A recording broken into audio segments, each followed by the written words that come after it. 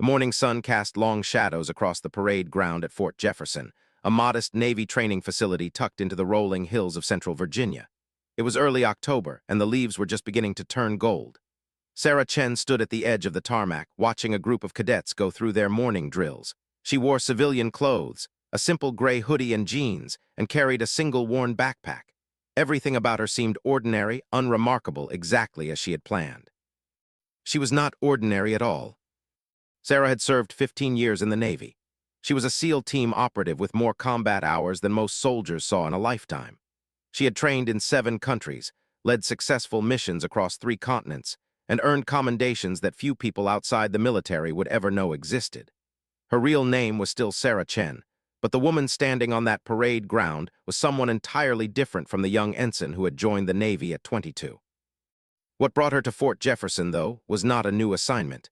It was a choice she made in private, after long nights thinking about who she had become and what the military needed from her now. Sarah had requested a transfer to become a civilian instructor at Fort Jefferson's training academy. She wanted to teach the next generation. She wanted to pass on what she had learned the hard way, through sacrifice, through failure, through moments that tested every part of her soul. She had given her notice with her old unit 2 months ago. She wanted to make a real difference, to shape young minds before they faced what she had faced. The base commander, Colonel Patricia Morrison, had been thrilled to have her. Sarah's credentials were exceptional, though Sarah had not mentioned her SEAL background in detail. She had simply said she was a veteran instructor with combat experience who wanted to teach. Colonel Morrison asked few questions. She needed good instructors, and Sarah's references were impeccable. But the cadets did not know any of this yet. The afternoon sun was warm on Sarah's face as she walked into the training facility's main building. This was where she would meet her first class, a group of 43 cadets in their second year of training. They ranged in age from 19 to 25. Most of them came from military families. Some were trying to prove something. A few genuinely wanted to serve their country. Sarah had learned long ago how to read people, to understand what lay beneath their words and their smiles. She found the classroom easily enough. The door was open. Inside, the cadets were already gathered, sitting in rows of metal chairs. The energy in the room was loose, casual. A few of them were laughing about something. No one looked up when Sarah entered. She set her backpack down by the desk at the front and waited. Slowly, the conversations died away. The cadets began to notice her. She was a woman, first of all. There were not many women who came to teach at this academy. She was relatively young, probably in her late 30s or early 40s, though her face had a certain hardness to it that suggested she had lived through something. She was small, maybe 5'6", with dark hair pulled back in a neat ponytail. Her frame was thin but visibly muscular. She wore no makeup. Her eyes were dark brown and very direct. When everyone was finally silent, Sarah spoke. "My name is Sarah Chen," she said. Her voice was calm and steady. "I will be your combat readiness instructor for the next 8 weeks. Before we begin, I need you to understand something. This class is not optional. You will not be here to relax. You will not be here to coast. You will be here because the Navy has standards, and those standards exist for a reason. They exist because soldiers' lives depend on every person in this room being as good as they possibly can be." She paused and looked across the room. Her eyes moved from face to face, making brief contact with each cadet. "My job," she continued, "is to make sure you are ready, not ready to pass a test, ready to survive, ready to lead, ready to come home alive. If you are not willing to do that, I suggest you leave now." No one moved. "Good," Sarah said. "We start tomorrow morning at 5 o'clock. Physical training, be in the gymnasium in workout clothes, bring water, bring determination. Questions?" A cadet in the back row raised his hand. He was tall, with sandy blonde hair and the kind of easy confidence that came from never having been told no. His name was Derek Summers, and he came from a well-known military family. His father was a retired admiral. His grandfather had been a pilot in the Navy for 30 years. "Yes," Sarah said. "Ma'am, with respect, we've had combat readiness instructors before," Derek said. He was not being rude exactly, but there was something dismissive in his tone. "They were usually retired officers. What's your background?" Sarah looked at him for a moment. She had known this question would come. She had decided in advance how she would answer it. "I'm a veteran," she said simply. "Combat experience, that's all you need to know. Tomorrow at 5, don't be late." She turned away, signaling that the conversation was over. As the cadets filed out of the classroom, Sarah heard whispers. A few of them were laughing quietly. She heard one cadet, a girl with short red hair named Jessica, say to another cadet, "That's our new instructor. She looks like she could barely do 100 push-ups." Sarah smiled to herself. She had done 800 push-ups that morning. This was exactly what she had expected. Underestimation was a tool, and she knew how to use it. That night, Sarah sat alone in her small apartment on the edge of the base. It was a modest one-bedroom place with bare walls and minimal furniture. She had lived in worse. She had lived in desert tents and shipping containers converted into barracks. She had slept in the dirt with nothing but a gun and the sound of her own heartbeat. She made tea, green tea, no sugar, and looked out the window at the darkening sky. Tomorrow would be the beginning. She had no idea what would happen or where this path would lead her, but she was ready. What she did not know was that her presence at Fort Jefferson had already triggered something. By the next morning, rumors had begun to spread through the cadet corps. Someone had mentioned that the new civilian instructor had some kind of special background. Someone else said they had heard her mention combat operations. By the time the sun rose on day 2, the cadets had convinced themselves of something. This woman, whoever she was, thought she was going to teach them something they did not already know. The gymnasium was cold and dark when Sarah arrived at 4:30 in the morning. She turned on the lights and checked the equipment. Everything was where it should be: weights, bars, mats, ropes. She had planned this session carefully. The first day was not about breaking the cadets physically, though they would be tired by the end. It was about establishing a baseline. She needed to understand what these young men and women could do, what they thought they could do, and the vast distance between those two things. By 5 o'clock, most of the cadets had arrived. A few struggled in at 5:03 and 5:05. Sarah did not comment. She simply made a mental note. Discipline started with small things. "Gather around," she said once everyone was present. The cadets stood in a loose circle around her. Some of them looked amused. Others looked nervous. Derek Summers stood in the front, his arms crossed, a slight smirk on his face. "Today we establish baseline fitness levels," Sarah said. "We will do a series of exercises. Each one measures something different about your body and your mind. First is a timed run, 3 miles. We go at 7:30 per mile pace. Anyone who cannot maintain that pace will stop and walk. I will record who finished and who did not. This information will help me create individual training plans." She looked at them and saw what she expected to see: relief on some faces, confidence on others. 3 miles was not a long distance. Most of these cadets probably ran that distance regularly. "There is one more thing," Sarah said quietly. "I will be running with you. I will be setting the pace. Anyone who falls behind will understand something important about themselves today." They started at the track outside the gymnasium. Sarah began at an easy jog, letting the cadets settle into the rhythm. She was running at the front, but not too far ahead. She wanted them to see her, to know she was there. For the first mile, everything was fine. The cadets were talking quietly, managing their breathing. Some were already struggling a little, but everyone was keeping up. Sarah remained focused, her breathing steady and controlled. This was nothing to her. She had run ultramarathons in training. She had sprinted while carrying wounded soldiers. She had pushed her body to limits that most people could not imagine. By the middle of the second mile, things began to change. The pace had seemed easy enough at first, but maintaining it was harder than the cadets had expected. The human body, Sarah knew, was a funny thing. It could be convinced it was tired long before it actually was. The mind gave up before the muscles did. A few of the cadets began to fall behind. Jessica, the red-haired cadet from the classroom, was one of them. She was struggling, her face red, her breathing ragged. She had probably run faster than 7:30 pace in training, but when you were running with others, when you were being watched, when you were being tested, that was different. By the end of the third mile, 6 cadets had dropped off. They were still running, but they had fallen behind the pack. Sarah slowed her pace, let the main group cross the finish line, then turned and jogged back to meet the stragglers. 3 miles, she said as each one finished. "Well done, you all ran it. The question is whether you ran it or whether it ran you." She led them back into the gymnasium. "Water," she announced. 5 minutes, then we begin strength training."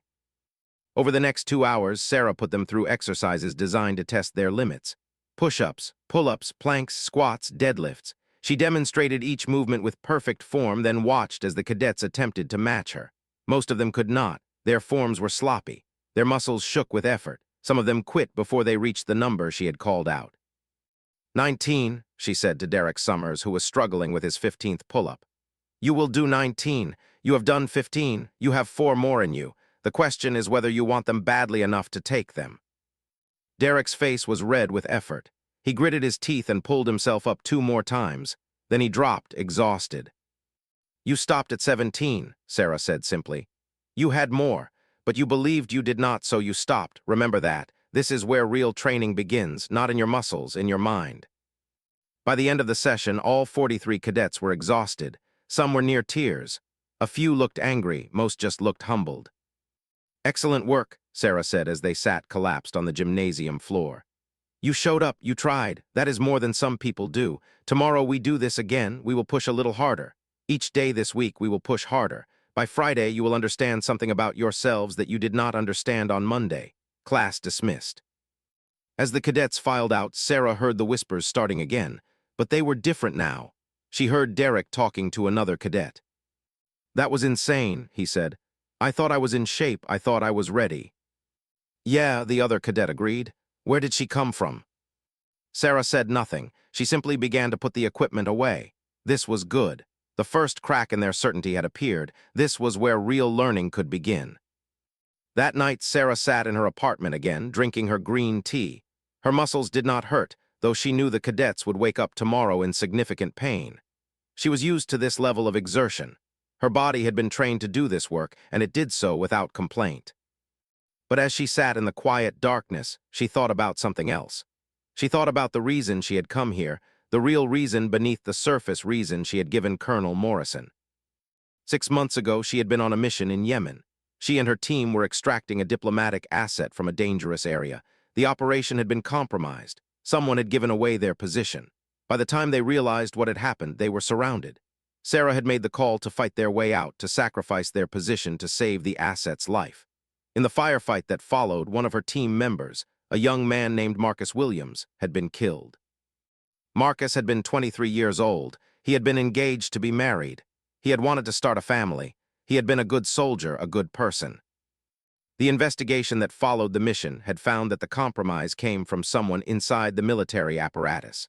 Someone had sold information. Someone had given away the position for money or for ideology or for some other reason that Sarah would probably never fully understand. The investigation had identified a suspect, but because of the sensitive nature of the information involved, the suspect had been quietly moved out of the field. No public charges, no court-martial, no justice, just a reassignment and a silent agreement that the incident would not be discussed further. The suspect was currently stationed at a base in Missouri, but his file indicated that he was being considered for an instructor position. Fort Jefferson had put in a request for qualified teaching personnel. There was a possibility, not a certainty, but a possibility that he might be transferred here. Sarah had come to Fort Jefferson to do her job as an instructor, but she had also come because she wanted to understand who was at this base, what they were doing, and whether the truth about what had happened in Yemen could ever be exposed. She had been patient in her career. She had learned that patience was one of the most important weapons in a soldier's arsenal, and she was prepared to wait. But as she looked out at the dark Virginia night, Sarah made herself a silent promise. If the person responsible for Marcus's death was stationed at this base, if Sarah could find evidence of what had really happened, then she would find a way to expose the truth. By Wednesday of that first week, something had shifted in the gymnasium. The cadets were still exhausted at the end of each session, but they had stopped complaining. More than that, they had started to understand what Sarah was teaching them. It was not really about physical fitness. It was about discovering what they were truly capable of when their minds stopped telling them they could not do something. Jessica, the red-haired cadet, had become something of a symbol of this change. On Monday, she had been one of the first to fall behind during the run. By Wednesday, she was in the middle of the pack, pushing herself harder than she had known was possible. During the pull-up test that afternoon, she had completed 16 when the maximum she had ever done before was 12. Good progress, Sarah told her as she finished. You found something inside yourself this week. That is where real strength lives. Jessica smiled, exhausted but proud. Thank you, ma'am. After the Wednesday session ended, Sarah was putting away equipment when Colonel Morrison appeared in the gymnasium doorway. Sarah, the colonel said, she was a woman in her 50s with short gray hair and an air of calm authority. Do you have a moment?" "Of course, ma'am," Sarah said. They walked to Colonel Morrison's office. It was a neat, organized space with photos of the colonel with various military dignitaries. She gestured for Sarah to sit. "I wanted to check in with you," Colonel Morrison said. "How is the first week going?" "Well, I think," Sarah said. "The cadets are learning, they are pushing themselves harder than they expected to. That is the goal." "I have heard nothing but good feedback," Colonel Morrison said. "The cadets have told me your sessions are difficult but fair. That is exactly what we need. However, I also have to tell you something." The colonel paused. "We have been informed that we will be receiving a new instructor in 2 weeks. He is a former intelligence officer with experience in security protocols. His name is Major Thomas Hendricks." Sarah's hands went very still. "He has been stationed in several overseas locations," Colonel Morrison continued, "including Yemen." There it was, the door opening just a crack, and Sarah catching a glimpse of the room beyond. "When did he serve in Yemen?" Sarah asked carefully. "I am not entirely certain of the exact dates," Colonel Morrison said. "I can look into his file if it matters. Do you know him?"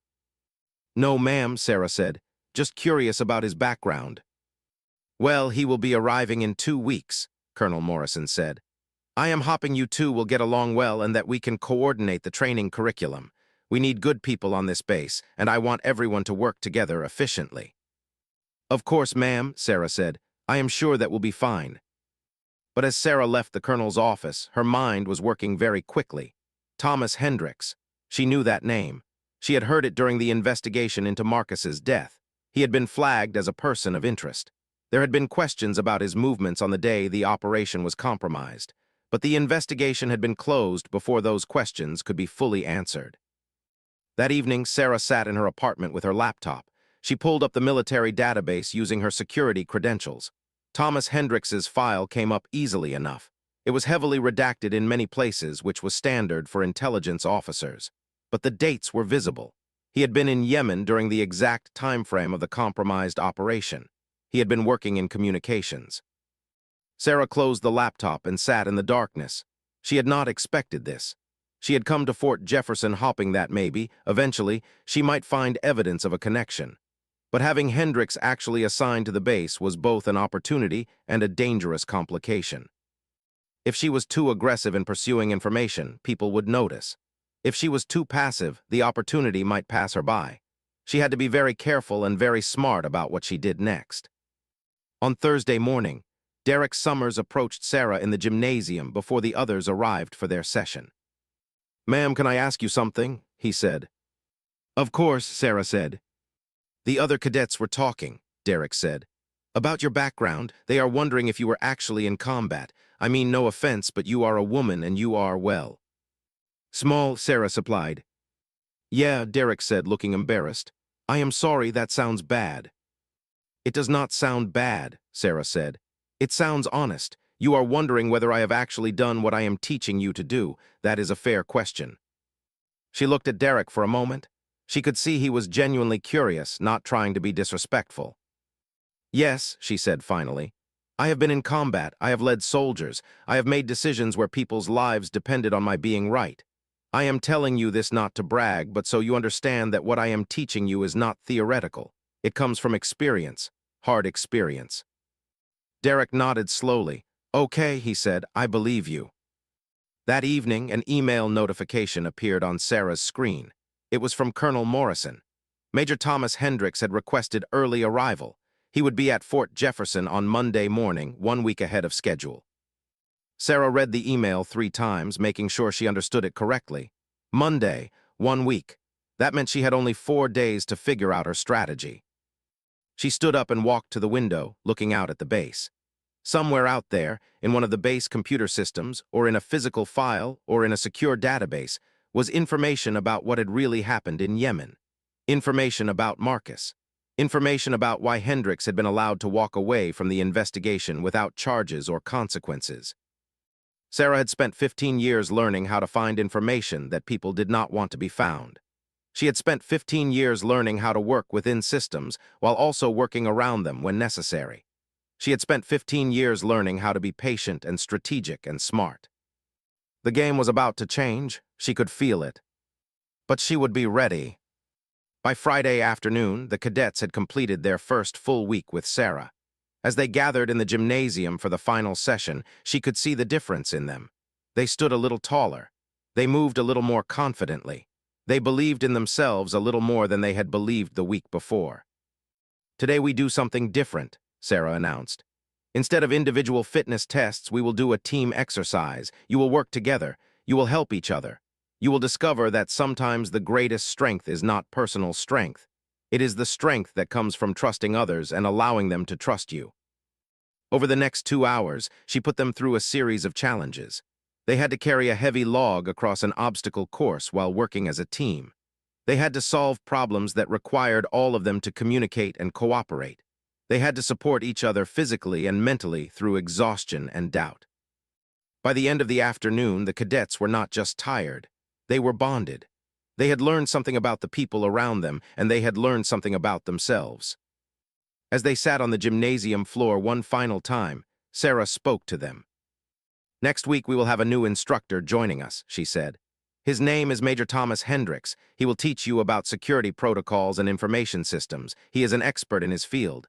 I want you to treat him with the respect you would show any officer. Learn from him, but I also want you to remember something." She paused. "This week you learned that the most important weapon you have is not physical, it is moral. It is your ability to do what is right, even when doing what is right is difficult. Hold on to that. It will matter more than you know." The cadets nodded, not entirely understanding what she meant, but feeling the weight of her words. That night, as Sarah packed a bag with things she might need in the coming days, she made a decision. When Hendricks arrived on Monday, she would be ready to watch him. She would be ready to observe him, to study him, to understand him. And when the moment came, and she believed it would come, she would be ready to expose what he had done. Because that was what soldiers did. They protected each other. They took care of their own. And when someone violated that sacred trust, they held that person accountable. No matter how powerful that person was, or how well protected by the system. Monday morning arrived cold and gray. Sarah was in the gymnasium at 4:30, going through her own training routine. She had always started her days this way, with an hour of personal physical work before her duties began. It was a habit from her SEAL days, and it had never left her. At 6 o'clock, she received a text from Colonel Morrison. Major Hendricks had arrived on base. He would be in his office in the administration building by 8 o'clock. Sarah finished her workout, showered, and dressed in clean clothes. She looked at herself in the mirror of the gymnasium locker room. What she saw was exactly what she needed to see, a calm, focused woman ready to do what needed to be done. She did not go to meet Hendricks that morning. Instead, she waited. She waited through Monday's training session with the cadets. She waited through Tuesday and Wednesday. She wanted Hendricks to settle into the base. She wanted him to become comfortable. And most importantly, she wanted to understand what he was doing here, why he had come early, what his intentions were. On Thursday afternoon, Sarah walked to the administration building. It was raining, a cold October rain that reminded her of the Pacific Northwest, where she had done much of her SEAL training. She climbed the stairs to the second floor and found Hendricks' office. The door was open. Inside, Major Thomas Hendricks sat at a desk, reviewing documents. He was a man in his early 50s, with dark hair graying at the temples and a face that had been handsome once but had hardened with age. He looked up when Sarah entered. "Major Hendricks," she said. "Yes," he replied, his tone cautious. "I am Sarah Chen," she said. "I am the combat readiness instructor. Colonel Morrison suggested that I introduce myself and coordinate our training schedules." Hendricks stood, offering his hand. "Of course, good to meet you." Sarah shook his hand. His grip was firm, controlled. This was a man comfortable with power and with hiding things. This was a man who had learned how to function in spaces where truth was treated as a classified document. "I am looking forward to working with you," Sarah said smoothly. "Colonel Morrison mentioned you have extensive overseas experience, particularly in Yemen." She saw something flicker in his eyes, just for a moment, just enough. "Some," he said carefully. "It was not a pleasant posting." "No," Sarah agreed. "Yemen is difficult. I imagine intelligence work there is particularly challenging. Security threats, double agents, compromised operations." She watched his face as she spoke. "I have heard stories about some of the missions that went wrong there." "There were certainly complications," Hendricks said. He turned slightly away from her, moving to his desk. "But I cannot discuss operational details." "Of course not," Sarah said. "I understand. Well, I will let you get back to work. I just wanted to introduce myself. Welcome to Fort Jefferson." She left his office, but she did not leave the building. Instead, she walked down the hallway to the administrative records room. She knew from her years in the military that every base maintained physical files alongside digital records, and that the records room was one of the least secure places on any base. People came and went constantly. A new instructor asking to review old training protocols would attract no attention. Sarah waited until the records clerk was occupied with another request, then moved quickly to the section labeled Personnel, Special Operations. She found the file for Yemen operations from the year of the compromised mission. It was marked classified, but classification markings did not prevent her from viewing it. They just meant she was not supposed to have copied it or removed it. She photographed it with her phone. 17 photos, 30 seconds. She was back in the hallway before the records clerk had even finished helping the other person. That night, Sarah sat in her apartment and read through the photos on her phone. The file contained after-action reports, personnel assignments, and a preliminary investigation into the operational compromise. The names were redacted in some places, but not in others. She saw Hendrix's name twice, once in connection with communications procedures and once in connection with a visitor who had come to the base in the days before the operation. The visitor's name was also partially redacted, but there was enough information visible for Sarah to understand something important. The visitor had come from a private security firm, a firm that had known ties to arms dealers operating in the Middle East. The visitor had spent 4 hours in the communications facility. 14 hours later, the operation had been compromised. 12 hours after that, Marcus Williams had been killed. Sarah's hands shook slightly as she set her phone down. She had found it. Not absolute proof, not yet. But the pieces were there. If she could establish a connection between Hendrix and the private security firm, if she could show that money had changed hands, if she could prove that Hendrix had deliberately given away the operations position, then she would have what she needed. But she would need help. She would need someone inside the system who could pull official records, who could trace financial transactions, who could go places and access files that even her security clearance would not permit her to access as a civilian instructor. She thought about Derek Summers, she thought about Jessica, she thought about all the cadets she had trained this past week. They were young, but they were also idealistic. They believed in right and wrong. They believed in justice. They believed in accountability. Over the next 3 days, Sarah made her plans carefully. She could not go to Colonel Morrison. The colonel trusted Hendrix, or at least she had no reason to distrust him. She could not go to military police. They would need evidence, and anything she had gathered might be considered improperly accessed. But there was another way. On Friday night, Sarah invited Derek to her apartment. He arrived looking confused and slightly nervous. "Is something wrong?" he asked as he entered. "No," Sarah said. "I just wanted to talk to you outside of the normal training environment about something important, something that involves trust and doing the right thing." She told him everything. Not all the details, not the classified information about the Yemen operation, but enough. She told him that she suspected Major Hendrix of being involved in a security compromise that had resulted in the death of a soldier. She told him that she believed the truth had been covered up. She told him that she needed help gathering evidence. Derek listened without interrupting. When she finished, he was silent for a long moment. "That is a serious accusation," he said finally. "It is," Sarah agreed. "Which is why I need someone I can trust, someone who is good with computers, someone who is willing to risk their career to do the right thing." Derek looked at her for a long time. Then he said, "I know someone, a cadet named Kevin. He is brilliant with technology, and he hates corruption more than anyone I know. If anyone would help, it would be Kevin." Over the next week, Sarah, Derek, and Kevin worked carefully to access Hendrix's digital footprint. Kevin used his personal knowledge of the base computer systems to access records that should have been restricted. They found evidence of a wire transfer made to an account registered to Hendrix 2 days after the Yemen operation. The amount was significant, enough to suggest a transaction, not a coincidence.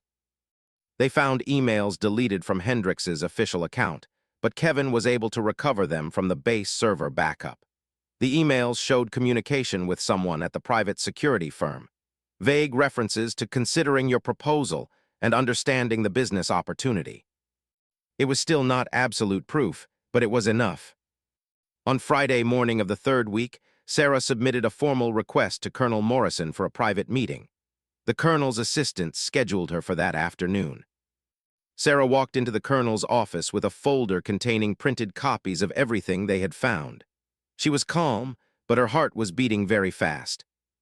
"Colonel Morrison," she said, "I need to bring something to your attention. It concerns Major Hendricks and a security breach that occurred in Yemen 2 years ago."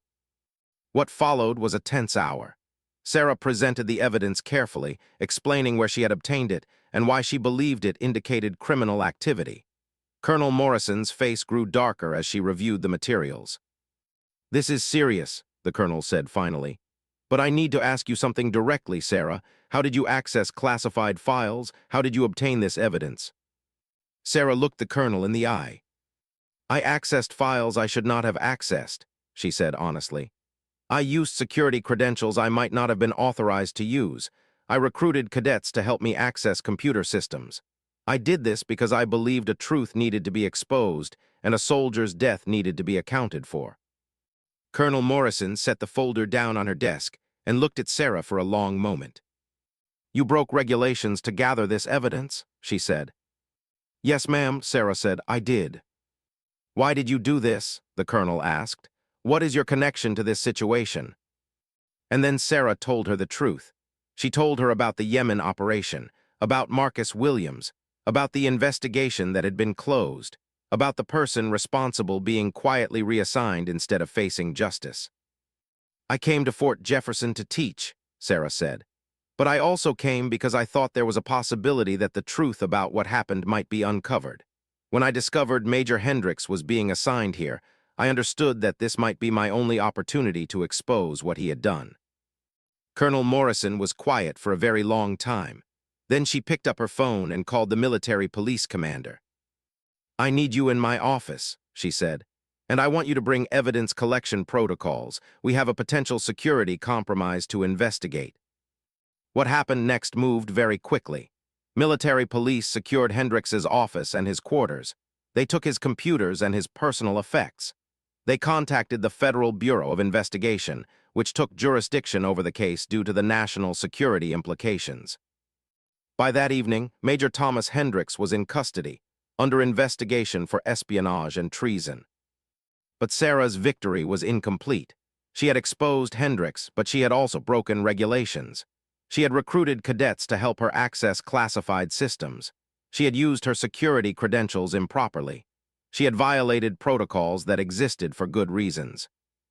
As she sat alone in her apartment that night, Sarah knew what was coming next.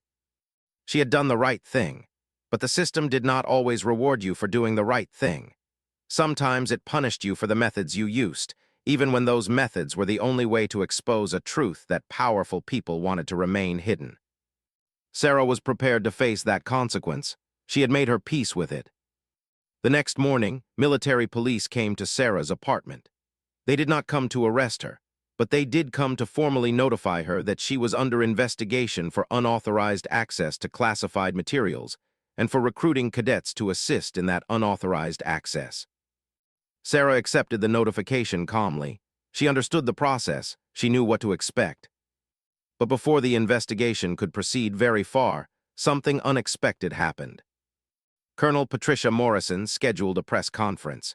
It was held at Fort Jefferson's main administration building on a Wednesday morning. Sarah was not scheduled to attend, but she watched it on her apartment television. Standing behind Colonel Morrison were representatives from the Federal Bureau of Investigation, the Office of Naval Intelligence, and the Department of Defense. Colonel Morrison stood at a podium and began to speak. "Earlier this week," she said, "we uncovered evidence of a serious security breach that occurred 2 years ago in Yemen. The breach resulted in the compromise of a military operation that cost the lives of one service member and threatened the security of the United States. An investigation was conducted at that time, but the investigation was closed before it reached completion." She paused and looked directly into the camera. "We now know why the investigation was closed. Major Thomas Hendricks, a member of our intelligence community, deliberately provided classified operational information to representatives of a private military contracting firm in exchange for payment. Major Hendricks has been arrested and will face charges including espionage, treason, and conspiracy to commit murder in connection with the death of Navy SEAL Marcus Williams. The room erupted in questions from reporters, but Colonel Morrison continued. What is important for people to understand is that this crime was uncovered because of the courage and determination of an individual who refused to accept an injustice.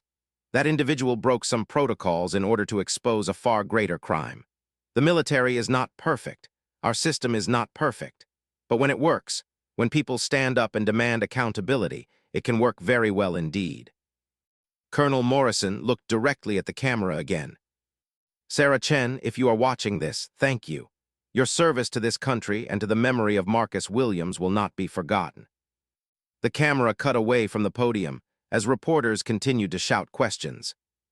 Sarah sat in her apartment in stunned silence. She had not expected this. She had expected to be quietly investigated, to quietly resign, to quietly disappear from the military. She had never expected to be publicly thanked by a commanding officer. Her phone began to ring. It was Derek, and then Kevin, and then Jessica. All the cadets she had trained, all calling to tell her they had seen the press conference, that they understood what she had done, that they were proud to have been a part of it. By Friday, the official investigation into Sarah's conduct had been closed. The FBI and the Department of Defense had determined that her actions, while technically in violation of protocol, were justified by the exceptional circumstances and the critical nature of the information she had uncovered. Her security clearance was reinstated. She was offered not just her position as an instructor at Fort Jefferson, but a promotion to a full-time officer position on the base. More than that, the case against her that had been built around her unauthorized access to classified materials was dismissed.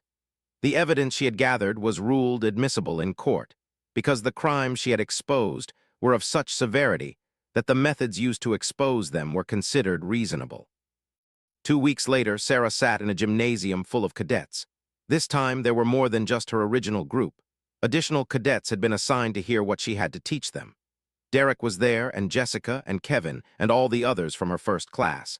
But there were also new faces, young men and women who had heard about what had happened and wanted to understand what real military service meant. Before she began the physical training session, Sarah called everyone to gather around her. "I want to tell you a story," she said.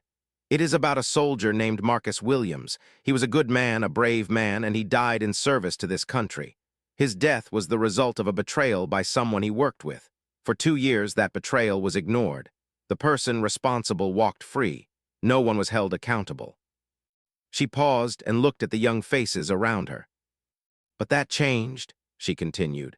"That changed because some people decided that the truth mattered more than the consequences of telling it, that the memory of a fallen soldier mattered more than their personal safety or career advancement. Today, the person responsible for Marcus's death is facing justice. Today, the truth has been exposed. And today, I want all of you to understand something fundamental about what it means to serve." Sarah took a breath. "Serving your country is not just about following orders," she said. "It is about understanding that you have a responsibility to each other, to the people you serve with, and to the standards you claim to represent. There will be moments in your careers when doing the right thing will be difficult. There will be moments when people with power will ask you to look away, to forget, to accept injustice. In those moments, I want you to remember Marcus. I want you to remember that one person's willingness to tell the truth can change everything." The gymnasium was very quiet. "Now," Sarah said, "we train. And as we train, we honor Marcus and all the soldiers who have given everything. We train because they cannot. We become the best versions of ourselves because that is what they would have wanted. Are you ready?" The cadets shouted their assent, their voices echoing off the gymnasium walls. That night, after everyone had left, Sarah found a letter waiting on her desk in the gymnasium office. It was from Colonel Morrison. Sarah opened it and read. "Sarah, I wanted to take a moment to tell you how much your service means to this base and to the military as a whole. You came here as a civilian instructor, but you have shown yourself to be something more, a true soldier in the deepest sense of that word. You understood that the uniform we wear is not just cloth. It is a promise to each other, to our country, and to the truth. You lived that promise even when it cost you. There will be opportunities for you in the future, promotions, assignments, leadership roles, I want you to know that I will recommend you for any of them. You have earned not just my respect, but the respect of everyone who serves under my command. Thank you for showing us what real leadership looks like. Colonel Patricia Morrison.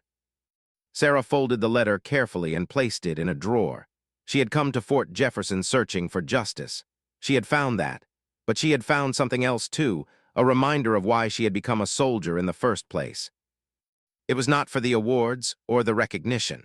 It was because there were things in the world that were worth fighting for, and people who were willing to fight for them deserved to know they were not alone.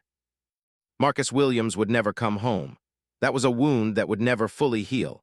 But his death would not be forgotten. His sacrifice would not be in vain. And everyone who had served with him would know that his story mattered, that his life mattered, and that the person responsible for his death had faced consequences. As Sarah sat alone in the quiet gymnasium, she thought about the 15 years she had served, all the missions she had completed, all the people she had trained and led. This was what it had all been for moments like this one, when the truth won, when justice prevailed, when a person who had believed in nothing but duty and honor could look back and know that it had meant something. 3 months later, Major Thomas Hendricks was convicted of espionage and conspiracy to commit murder. He was sentenced to life in prison without the possibility of parole. The verdict sent shockwaves through the intelligence community. It was a reminder that no one, not even a senior intelligence officer, not even someone protected by the system, was above accountability.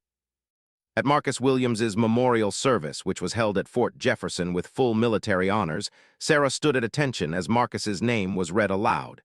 His family was there, his parents, his sister, his fiancée, the woman he had been planning to marry. As they stood together, Sarah approached them. "I knew Marcus," Sarah said. "I served with him. He was a good soldier and a good man. He is not forgotten." Marcus's mother took Sarah's hand. "Thank you," she said. "Thank you for not letting this be forgotten." And in that moment, Sarah understood that her journey had reached its destination. She had come to Fort Jefferson seeking justice for a wrong that had been done. She had found it. But more importantly, she had been reminded of something she had almost forgotten in all the years of operations and missions and sacrifices. She had been reminded that service meant something, that standing up for what was right, even when it was difficult and dangerous, mattered. That one person's willingness to take a risk could change the course of events and bring justice to those who had been wronged. As the sun set over Fort Jefferson that evening, casting long shadows across the parade ground, Sarah stood alone with her thoughts. Ahead of her lay new opportunities, new missions, new challenges. There would be more cadets to train, more soldiers to lead, more chances to make a difference. And now, those future soldiers would know from the beginning that they served with someone who believed that truth and justice were worth fighting for. That was Sarah's legacy, not the medals or the commendations, though she would receive more of those in the years to come, but the knowledge that she had stood up when standing up was hard, that she had told the truth when telling the truth was dangerous, that she had honored the memory of a fallen soldier by ensuring that his death meant something.